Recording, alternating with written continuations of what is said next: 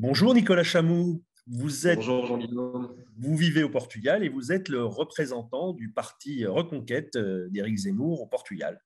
Et aujourd'hui, vous avez une nouvelle à nous annoncer, une nouvelle qui implique la vie politique de la cinquième circonscription, puisque vous avez décidé de... Je vous laisse finir la phrase. Eh ben, écoutez, j'ai eu la chance d'être investi, c'est un honneur, par le mouvement Reconquête comme candidat aux législatives du mois de juin, donc dans notre circonscription, pour représenter donc les Français du Portugal, d'Espagne, d'Andorre et de Monaco. Voilà. Que se passe-t-il, allez, on va dire, dans les négociations entre appareils? C'est-à-dire, est-ce qu'il est possible que vous ayez face à vous un candidat du RN, par exemple? Alors, écoutez, en ce qui concerne le Rassemblement national, nous sommes toujours en négociation, notamment ici avec les responsables locaux du parti. Nous souhaitons évidemment de part et d'autre, en ce qui nous concerne localement, et c'est le souhait de nos bases électorales respectives aussi, nous sommes en fait tous en faveur d'une union et d'un candidat commun pour représenter les idées de la droite patriote dans notre circonscription. Alors, vous savez comme moi qu'entre la volonté et la réalisation, il y a parfois un monde. Donc, actuellement, nous sommes toujours en négociation. Cette union reste possible dans notre circonscription. Je l'appelle de tous mes voeux, évidemment. Nous en saurons un peu plus dans les jours à venir, avant la fin de la semaine, quoi qu'il arrive. Mais l'union reste une possibilité pour nous aujourd'hui, tout à fait. Alors, c'est votre première campagne électorale? Alors oui, ce sera en ce qui me concerne ma première campagne électorale sur le terrain. À titre personnel, bon, je me suis Oui. bien sûr occupé de la campagne locale au Portugal d'Éric Zemmour et donc du parti Reconquête. Mais à titre personnel, ce sera ma première campagne de terrain.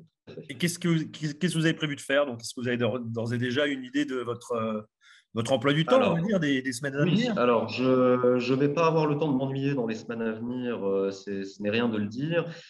J'ai prévu de passer le maximum de temps sur le terrain de notre circonscription. Il y aura plus d'une douzaine de déplacements qui seront prévus en Espagne.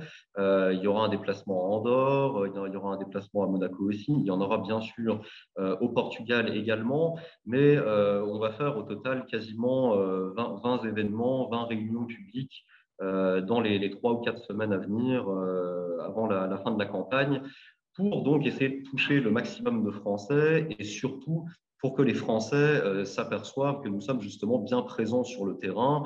Je pense qu'il y a une vraie aspiration aujourd'hui chez les Français d'une manière générale, mais donc également au sein de notre circonscription.